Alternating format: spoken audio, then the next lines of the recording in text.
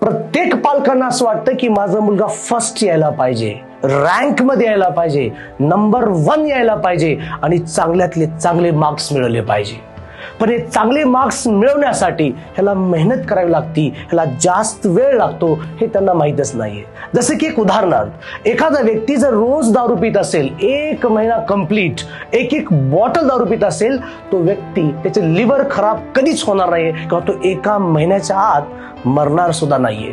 जर त्याचं लिव्हर खराब व्हायचं असेल त्याला कमीत कमी 1, 2, 3 वर्ष त्याला रेग्युलर दारू प्यायला लागेल. म्हणजे ही वाईट गोष्ट आहे आणि वाईट गोष्ट आपल्या शरीरावर ऍक्ट करण्यासाठी जर जास्त वेळ घेत असेल तर चांगली गोष्ट करण्यासाठी टाइम 100% लागलाच पाहिजे. फॉर एक्झाम्पल, जर तुमच्या मुलाला जर रिझल्ट आणायचा असेल त्याच्या सुरुवातीपासून मेहनत घ्यावी लागेल आणि रिझल्टची तुम्हाला वाट बघावी लागेल. पण रिझल्ट जोपर्यंत येत नाहीये तुम्हाला कन्सिस्टंटली तुम्हाला अभ्यास आणि वर्क करायलाच लागेल.